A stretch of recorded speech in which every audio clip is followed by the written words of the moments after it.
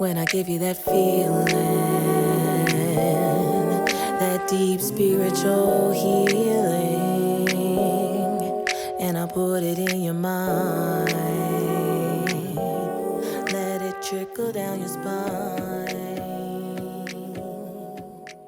All right, welcome to a very special episode of The Deep End. It's the Reimagine Seattle episode. I'm Reagan Jackson.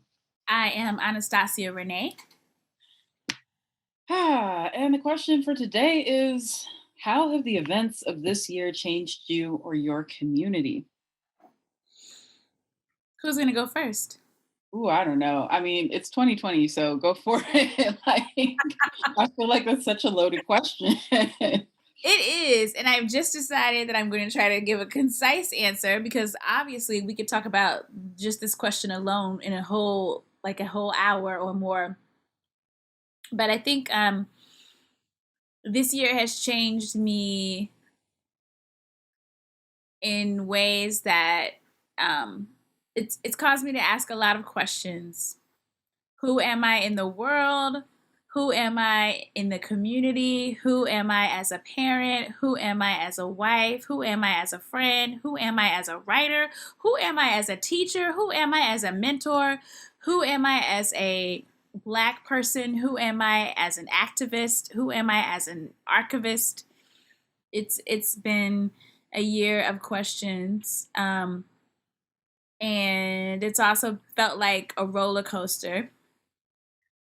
And some days I feel like I'm completely falling out of the roller coaster, and some days I'm like, listen, I'm buckled up, I got it, I'm pushing through.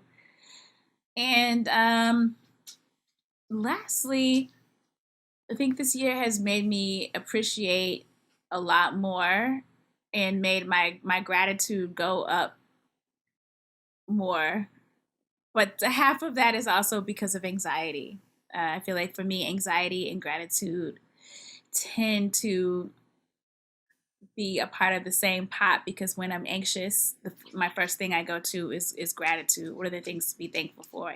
But this year it's been a lot of things to have anxiety about. So therefore, more anxiety means more gratitude. I like that. What about you? Oh gosh. Well, I've definitely had more anxiety and more gratitude. That resonates with me. I don't know. I just keep thinking about the first lines to that book. It was the best of times. It was the worst of times. Because I'm like, yeah, that feels like an apt descriptor of 2020. It's like it is literally a raging dumpster fire. And also like for part of it, since I went to go spend time with my dad, and he is a news junkie, like an MSNBC junkie. He watches so much more news than I ever would have consumed, and it gave me like so much more anxiety about the state of our country, and just the misinformation that's out there, and just I don't know, like it feels like we're victims of domestic terrorism just from this administration alone. I'm not even talking about the fact that 319,000 people are dead. Americans. Mind you, there's way more people dead than that. But but in this country alone, 319,000 people are just gone.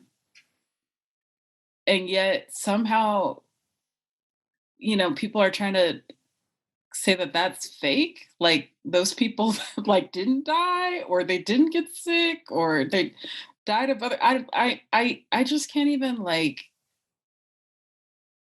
Ooh, we hit a really intense us and them moment, in our country and in our community, where it's like either you give a shit about other people, either you care about the lives of other people, or you don't. And there's not like a lot of gray area. Like people are like, oh no, that's not, like I'm exercising my First Amendment right. Your First Amendment right to do what? To infect other people? Um, So like it's all kind of it's all like 2020 is a big muddle for me of the pandemic and and the genocide of Black people, and then the ways in which the pandemic has been weaponized to become another form of genocide that impacts all of us. Um, yeah, so when I think about like how the events of this year changed you or your community, one, we've really had to get real about equity and access. Um, Part of my role with Young Women Empowered is putting together our programs, and we had, of course, in March when everything changed, we had to retool our programs and get everybody up to speed and able to facilitate digitally. But also, we had to call every family and find out, do they even have internet? Like, do they have consistent Wi-Fi? Do they have computers? Like, we want to they, we're talking about doing school online and stuff. I'm like, but does everybody have what they need to even make that a reality? And the answer is no, they don't. And I'm not here to like throw fire at Seattle public schools, because honestly, like, I know everybody's doing the best that they can. And I'm also like, but our best didn't really meet the needs of a lot of our young people. And I want to be really real about that, about the unmet needs, and that even more than just giving a young person a computer or an internet hotspot, um, we also have to address the digital divide, or like folks, the language barriers as well. Like, if folks have parents who are first gen, they may not like know how to do all the stuff or know how to support their youth to be successful in that kind of an environment. And I don't feel like there were enough systems in place to make sure that the kids who needed help got help. So there's that. I think also Black Lives Matter became really the forefront, on a lot of people's minds, and it was challenging because it was beautiful, in that it was beautiful to see people radicalize. Like, it's a beautiful thing to see people kind of waking up and mobilizing and saying, "Hey, actually, this is awful, and we need to do something about it." And there's also just this low key resentment I have of being like, it's been awful, and we've been needing to do something about it, and I can't believe it's taken this. It's taken like literally like shutting down everything around you so that the only thing left to focus on is the slaughter, is the genocide of Black bodies. And then, even then, it became this like, reenactment of the WTO protests and stuff. Like, no, and I'm real serious about this, because like I really felt like that became the vibe, especially at the CHOP, at the Capitol Hill Occupy protest that got national and international coverage. It felt to me like it was less about, they were all yelling Black Lives Matter, but when it came down to it, it was more like white virtue matters, woke wokeness matters, being seen as someone who would stand up for a Black person matters more than like actual Black people. And so we did kind of put that to the test on Juneteenth, when Mary and I decided to host a blackout of the CHOP. Um, Part of it is because it was a protest that ended up becoming more of like a co-located homeless encampment and quasi-political street fair. Um, and there's all these murals of Black death, but there was nothing there for survivors. There was no space for our grief or for our healing. And I feel like as viral as Black death has been, that's as viral as Black healing should be. That those of us who are left are traumatized. And now it's like, I literally cannot walk a block away from my home without seeing pictures of dead Black people, posters of Ahmaud Arbery, posters of Breonna Taylor. And I'm not saying like it's bad to have them up, but I'm saying like I'm literally like my whole life is walking through a funeral of people who look like me. So yeah, that's a pretty epic change. This when we talk about what's changed for me or for my community is just feeling like there's a very limited pathway forward, and that we're spending so much of our time being angry and being hurt and being wounded and being killed and focusing on that, that there is, I don't know, like just there's no space for the living. I was thinking about, I've been thinking, of course, about young people coming up during this time, and like, so say somebody wants to be a poet or an actor or a leader or social justice movement person or what, like whatever their aspiration is, the fastest way to get known as a Black person now seems to be to die. Then you become a hashtag and everybody knows your name. How many living Black people just are invisible? Their work, their thoughts, their feelings completely marginalized. When we talk about Black lives mattering, that's what I want to matter. But that's not really what's happening. It felt to me like Black death mattered this year. I think I felt the same way, but I also feel like for the living,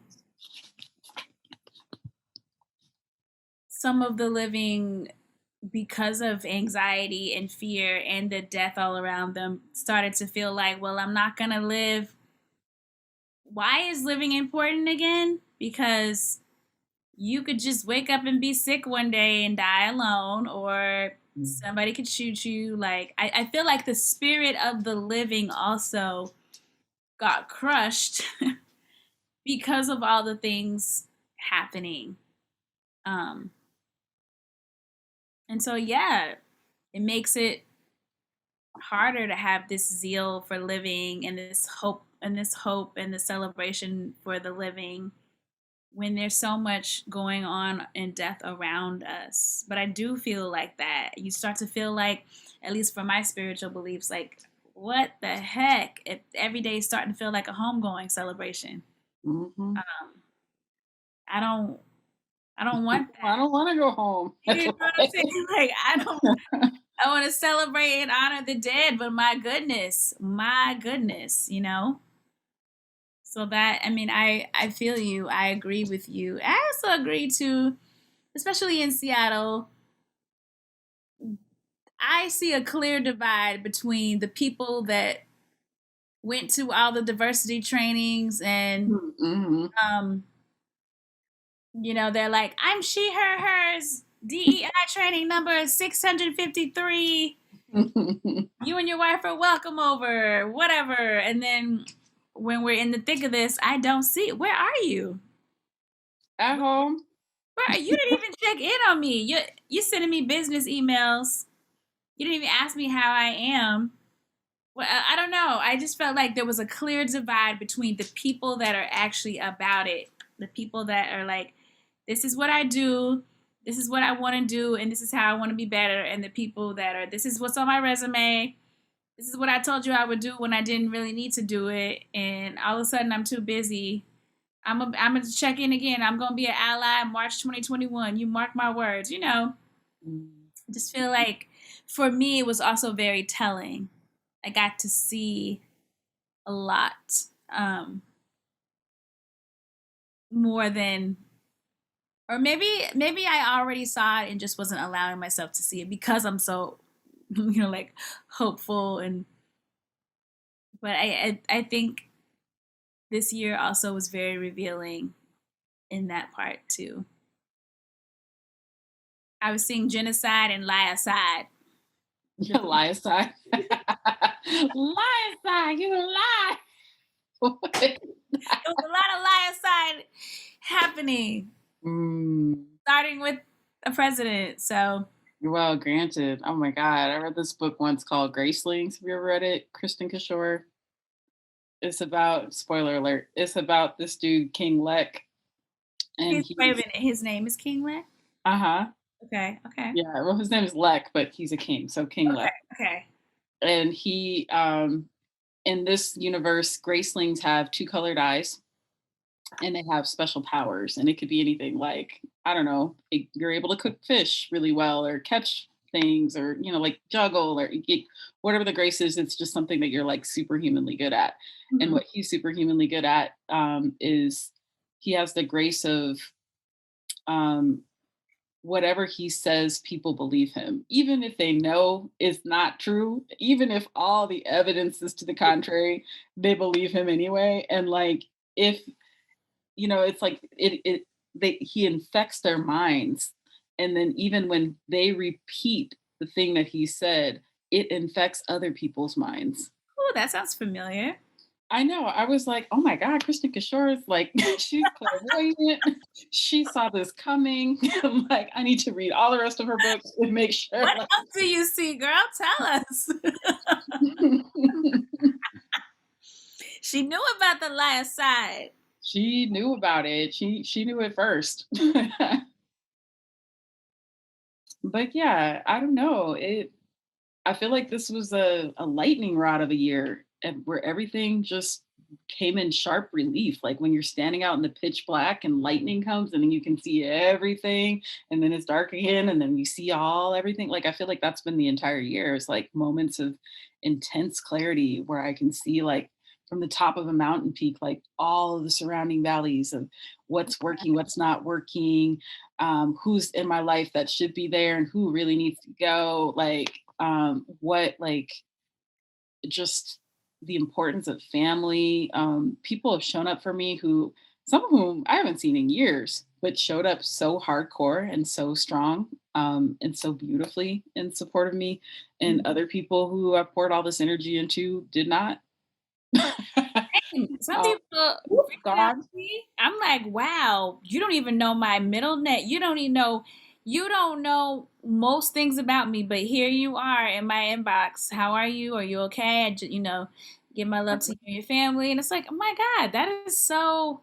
And the people that used to see on the regular, I'm like, I haven't heard nothing from this person. It was definitely a showing year with lightning, uh, all the light. Yeah, I'm trying to be gracious about it, but it really did.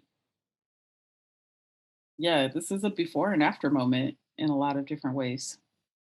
Hmm. um, where I feel like after this year, my life will be fundamentally different and who's in it will be different. And how, like, what I expect in terms of levels of treatment will be different. Like, what I will accept is different.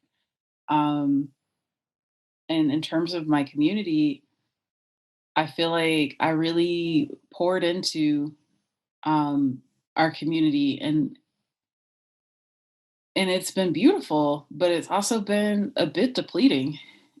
And I realized like I have to practice what I preach and I need to fill my own cup first, or like on the plane, right? You put your own oxygen mask on first and then you help other people. I don't feel like that's a Black woman philosophy. Like I think we have been running on no oxygen for years and years and just doing everything we can to save everyone around us. And now it's like, now is the time we need to breathe. Yeah. We just have to. But what are your hopes for the future of Seattle? We just had our winter solstice, the darkest day of the year. And so here we are watching the light begin to creep back in. What's coming up for you? I am answering this question with my eyes closed so I can Mm. really tune in. And I think what I hope most for Seattle is that the people who are in community make stronger communities and also make space for more people in those communities. I feel like in Seattle there might be like seven communities, and wow, what might happen if those seven communities were one community, one big giant community? My goodness, I'm not saying that those seven communities can't work well, but I desire for Seattle to open up the communities a bit, um, instead of being several little pockets. I envision one big shirt, if that makes sense. Mhm. And I really desire for Seattle the gift of grace, something like what you were talking about and what I've been writing about too, of grace, having grace for themselves first and then grace for others, knowing that even in our own communities, no matter who we are, people are going to make mistakes and people are going to grow. And I think this was a growing year for a lot of people. And when we get to the other side or whatever, I want people to still have that same feeling of like growing elasticity for grace. And the last thing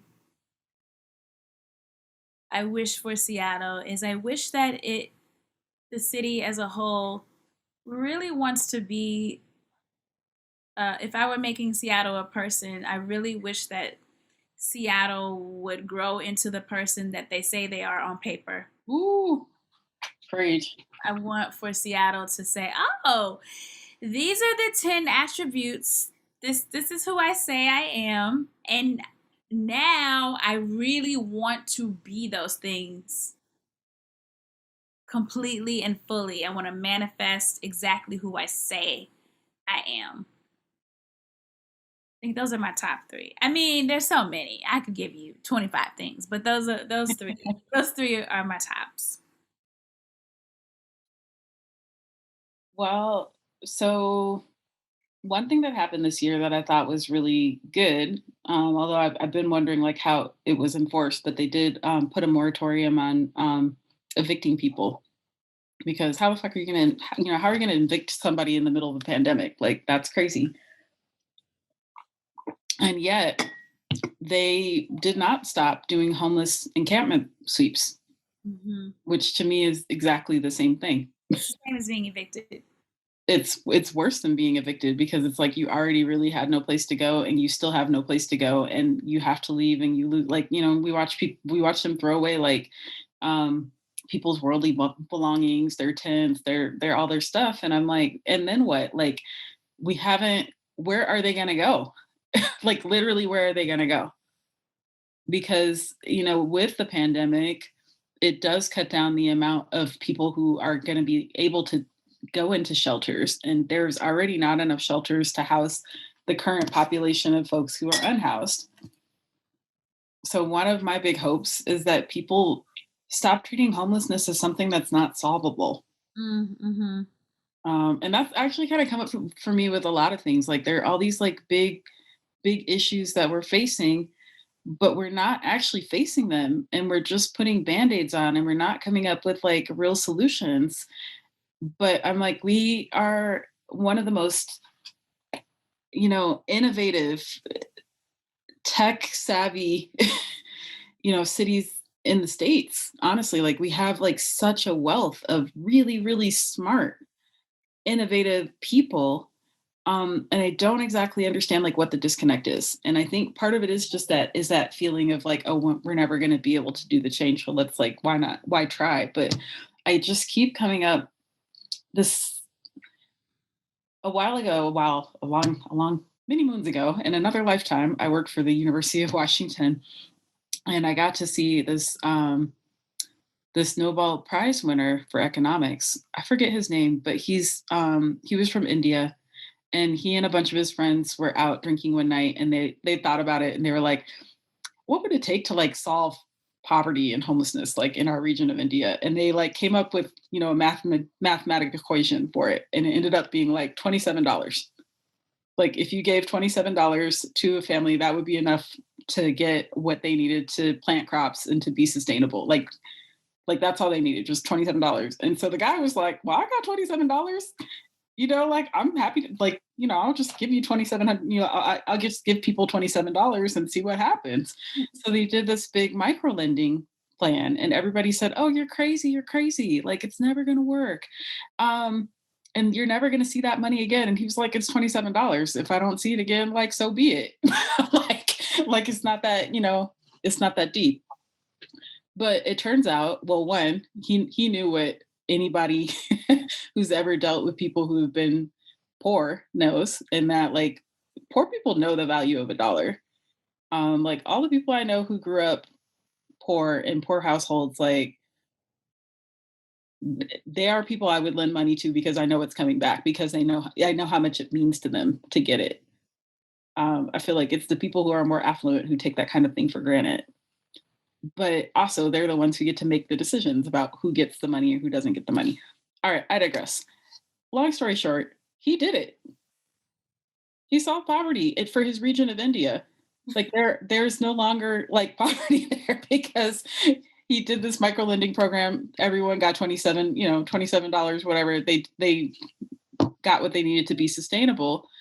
And then, it's a program that's spread, to other communities and impacted those other communities. But part of it is like he went into it knowing that there was a solution. Mm-hmm. I 100% believe that there is a solution, that we have the wealth, we have the intelligence, we just need the human compassion, the drive, the time, like just we need to focus on it and we can just solve this problem. So that's a hope I have for Seattle, that we can care enough to fix this. Also, a while back, I got a call from the from the mother of one of my former students, and it was really out of the blue. I haven't seen the student in I don't know, like a decade or whatever. So I was really surprised to get this call. Turns out she was in an abusive situation, Mm. and she had gotten her leg broken, and it just was like she was in a really bad place and she needed to get out. Um, so I was like, I have a social worker on my staff. So I called her and was like, what can I do for this person? Like, I don't know her very well or whatever. What can I do? So she's like, oh, call 211. So I called 211. Oh, it's a holiday. Nobody's answering. Nobody's answering. But I keep calling because I'm like, no, like we should be able, if she wants to leave, she should be able to leave. Like I know there are shelters. There's shelters all up and down. Like if I have to go and drive her to a shelter, I will drive her to a shelter. She's going to have a place to stay tonight that is not in an abusive location. No, it was awful. Um, and I thought, man, like I'm not even the one who's in the crisis, but it made me feel like I was in a crisis. I spent an entire day like making calls, call after call after call. Oh, there's no beds here. Oh no, there's like she can only check in on this day. Oh no. Well, try this one. Okay, try Tacoma. Okay, try, and it just was like it just opened my eyes to the fact that that's not working. Because like that this is why people don't leave. This is why people don't leave abusive situations, because there was nowhere for her to go. And like eventually we did sort it out and she was able to go somewhere, but it took over a week. And during that time she was abused that entire week. So stuff like that, like my hope for our city is that we get enough people in place who can identify the problems and care enough about the problems to fix them, or to find people to convene not just committees but like action coalitions to actually do things.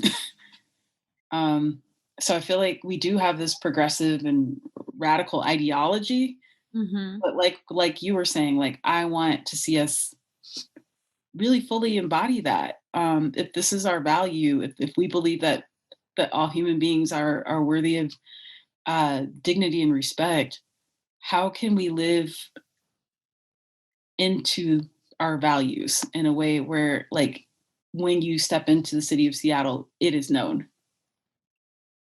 You can feel it. It's not something that we have to debate about or discuss because that is the culture of our city. Mm-hmm.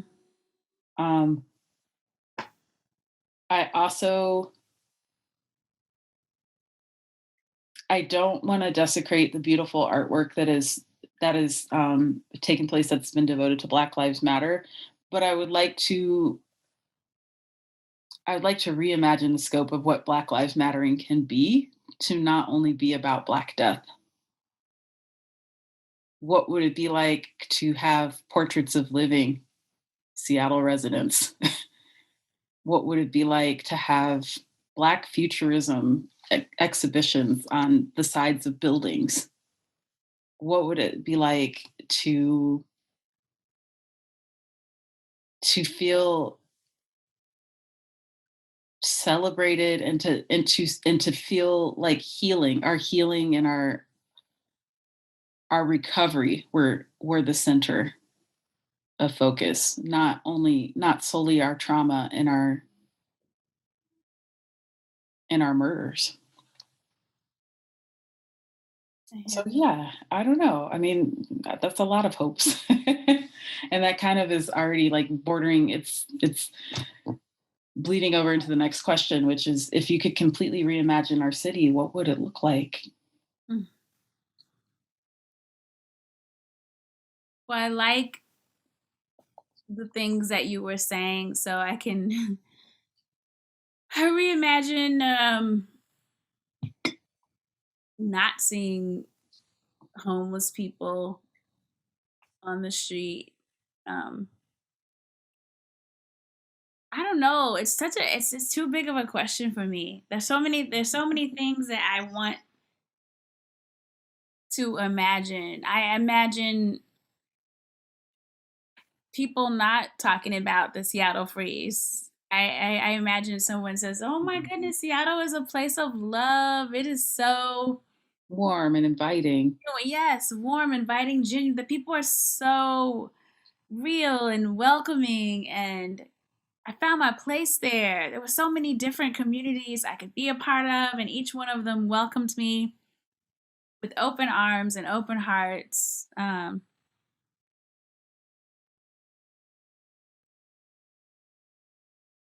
Yeah, it's hard for me to think about ways in which I imagine Seattle without me thinking about the ways in which I imagine the world. Mm. That's where I'm stumped.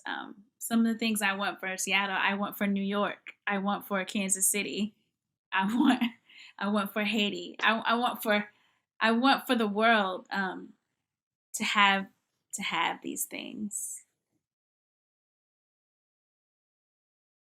That's okay. What things? What else? Definitely more love, which sounds completely corny to say. Like, they were just more love. But I do believe that love is very transformative. Mm. Um, and I think having a love for people and a love for communities makes you want to be a better person. It makes you want to do better things. It makes you be present and focus on the living. I feel like love can transform a lot of things. I wish for more love for Seattle and less talk about love and more action about love. Um, I reimagine Seattle being a place that is vibrant and not just known for chop and protests. Again, there are communities here who have been doing the work energetically and the labor of making change for years and years and years. How dare you say, oh, yeah, that's where chop is? Yes, yes, it is. But that's not, I reimagine a place where that's not the first thing that somebody says about Seattle, or like, oh, yeah, it's got really good coffee. I reimagine other other things that are long lasting and important, um, as it relates to what Seattle is known for? I like that. I it's funny. I don't really think of myself as like a housing activist or anything, but it just really comes up for me, and I think part of it is because I love my house so much, and I love like the sanctuary it provides, and I love like living in one place. Like actually, the house that I live in now in Rainier Beach is um, the place I've lived the longest in my entire life. I've lived there for 9 years.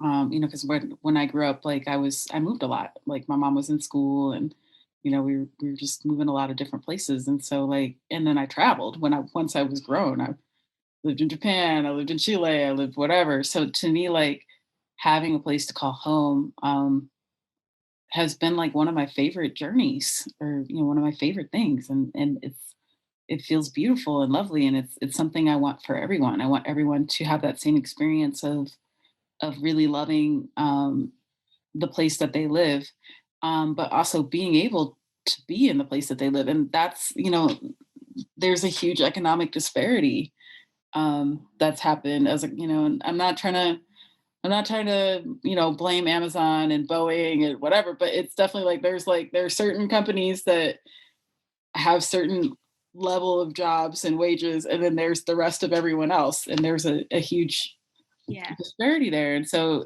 folks have come in and driven up the housing prices so much that this is how people end up getting pushed out. I was thinking about it because I just got the little postcard that comes in the mail that tells you how much your property is worth. And now apparently for no real reason, my property is like what, over $100,000 worth, $100,000 more than it was last year. Oh. And I'm like, okay, I want to be like, oh, that's great. But I'm like, but so now I'm going to be taxed on this estimated value that comes from what? And that, I mean, it's fine if I was trying to sell it and leave, but as someone who's trying to invest and stay, like, this is really terrifying. Um, so yeah, like I I would like to imagine a city where there are systems in place that would protect me, Mm-hmm. and systems in place that would protect my neighbors who have been pushed out, because I've watched the houses flip. I've watched folks leave in the middle of the night, and the mattresses blooming up on the street corners, and because they got foreclosed on or just couldn't keep up with what they need to do. And I don't I don't understand why we can't prioritize communities, intentional communities. I'd also like to see um, restorative justice practices used in place of detentions in schools. I'd like us to abolish the school to prison pipeline. There is literally no reason why Black girls, especially, should be disproportionately given detentions or suspended. Like, there's no reason for that. Um, I like to see teachers given training that they need in order to deal with the populations that they're actually going to be working with. It's not enough to be like, okay, you're going to take that one, diversity and equity training, and that's it. Like it needs to be a part of all the curriculum, like even how curriculum is designed. Like we've got this ethnic studies curriculum that they've been trying to ratify for Seattle Public Schools for how long? Like let's do that. And I want to see, especially now that the schools are empty, now is a great time to remodel Rainier Beach High School, Great time. right? Ain't no kids in it. Like, why isn't it under construction? The kids themselves have been to the school board repeatedly, like every few minutes. It's in the paper, like, yep, they went again. Oh, yep, they went again. And it's like the school board just keeps patronizing them. Oh yeah, that's so cute that they're a little activist or whatever, but we're not going to prioritize their needs or their education, even though that's literally our job. So yeah, I don't know. I mean, I could just go on and on, but I guess like yeah, the core of it is if I could reimagine our city, it goes back to what you said before around like this idea us having progressive values, us being seen by other people in this country as being one of the most radical places. Like when Stacey Abrams came, she was like, "Y'all, like I'm progressive. Y'all are, I don't know what y'all are. Y'all are radical. Y'all are a little further than where I'm trying to be." And I was like, "No, but what if we really were Right. that?" And if you are, as Serafina says, you don't progressive, you shouldn't have to keep telling people how progressive Right. you are, because you just are. Hmm. You just are. You don't have to keep talking about it. You just are. And no one has to come to you to remind you that you are.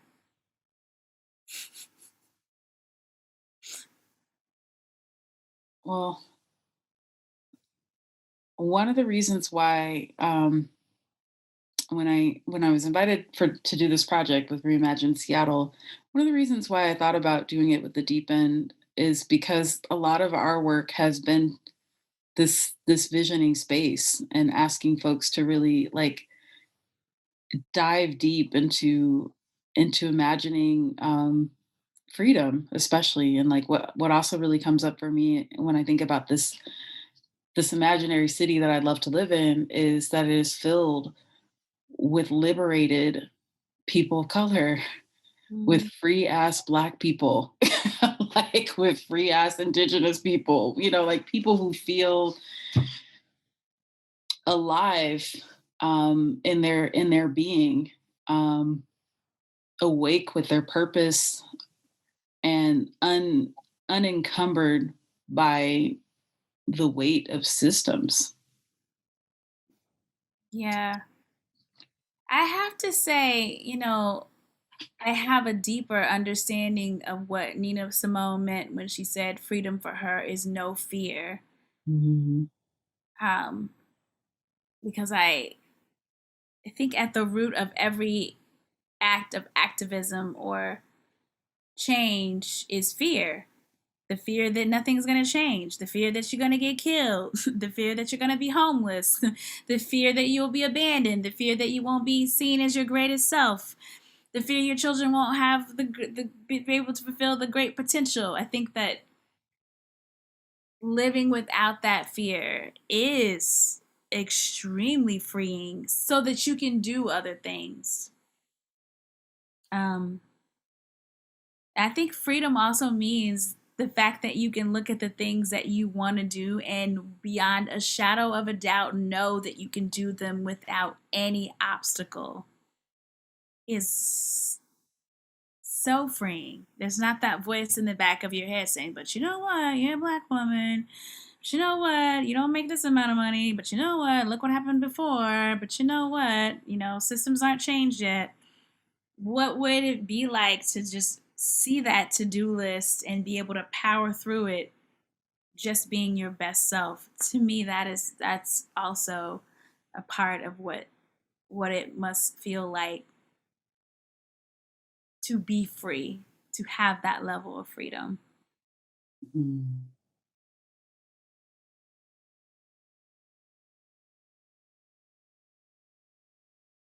And I think that's where we leave it. Mm. You know, I think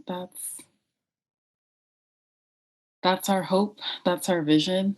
Um, and we hope it's more than a hope and a vision. I want to see this actualize. I want and am willing to invest in a liberated Seattle. Mm. Yeah. What's one thing that you're excited about for 2021?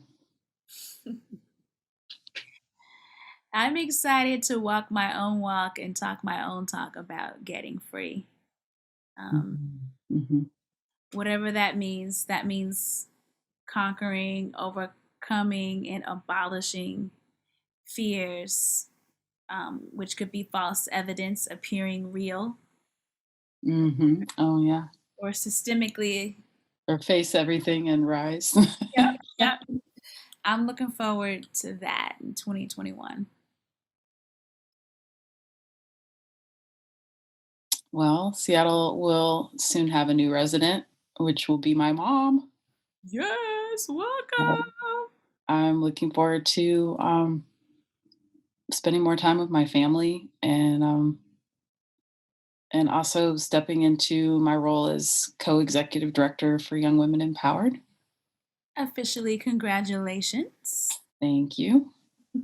And really stepping into our vision for what we want Seattle to be and really hitting the ground running. Like my kids aren't playing. Yeah, I have experience. Those kids don't play. Mhm. All right, deep out. Deep out. I feel